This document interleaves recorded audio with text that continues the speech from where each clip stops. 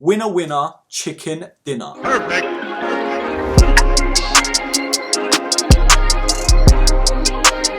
Hello broskies, welcome back to another edition of Buy or Buy. If we haven't met before, I'm Erkin and this is the life of a broski, where I bring you sneaker reviews, lifestyle and more waffle than Captain Birdseye. And on this episode, I have one of the most gorgeous looking Air Force Ones I have ever set my eyes on.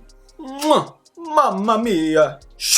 The Air Force One Type Triple White.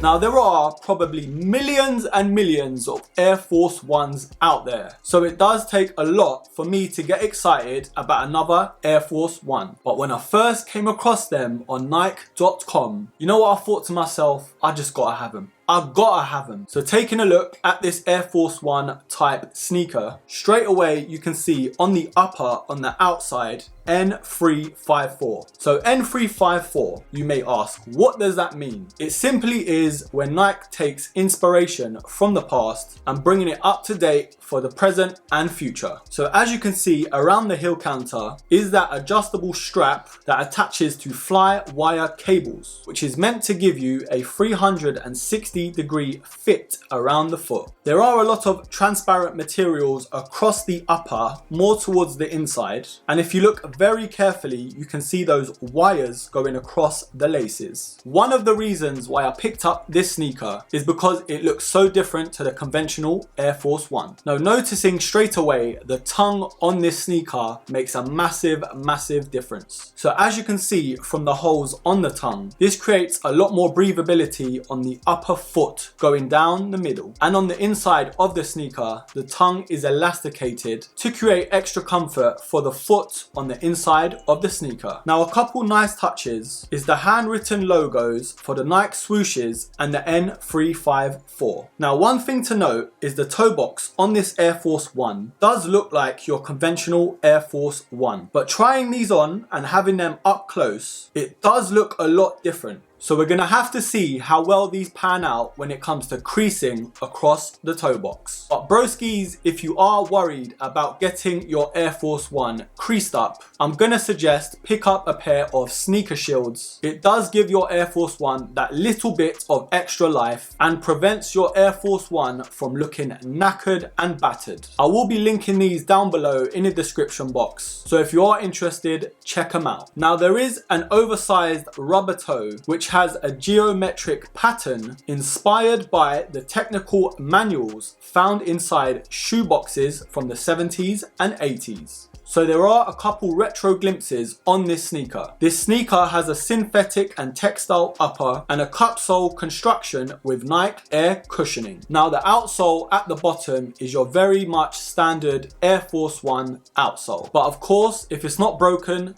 do not fix it. A couple other things to note, there are sealed seams and visible stitches which create a handmade aesthetic. So broskies, judging by the first look at these bad boys, I've got to say I am impressed. It's just the little accents on this sneaker that stand out from your normal Air Force One. But broskies, I've got a new saying: never judge a sneak by its upper. So of course it looks different, but does it feel different? Now if you've ever owned an Air Force One, you know that these come up quite big, and it's the same with this sneaker. So my advice to you is to go at least half a size to one size smaller. On this occasion, I got an 8.5 UK when I am normally a 9, and that was perfect for me. Now I can definitely confirm these are a lot more comfortable than your normal Air Force One on foot. The comfiest Air Force One I have ever tried on is the Air Force 1 React, but these are not far behind. The added cushioning and comfort on foot is very, very evident on this sneaker when you try these on. It is due to the tongue and the added strap on the back. Surprisingly, that makes such a difference on this sneaker. So out of 10, I'm gonna give an 8.5 for comfort. Still a little bit of work to do, but a lot more comfortable than your normal Air Force 1. So when it comes to breathability,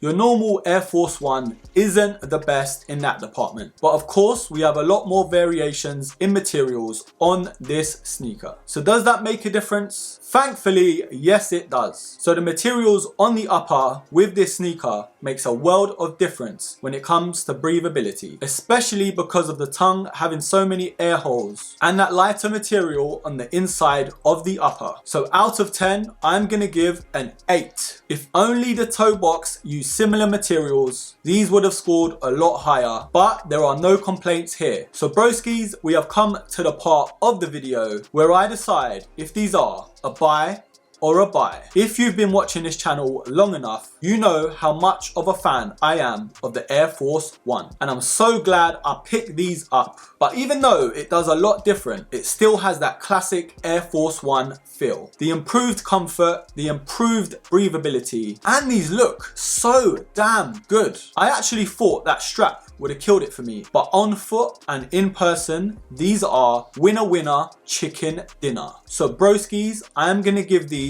a buy. So that's my verdict on this sneaker, the Air Force 1 Type. I wanna know what you think, broskies. Are these a buy or a buy from you? Would you get another colorway, or would you stick to the classic Air Force 1? Leave your comments down below, and of course, I will be pinning the best comment. Anyways, broskies, that's enough from me. I hope you liked this video, and of course, don't forget to subscribe, like, comment, share, and of course, until the next episode, take care.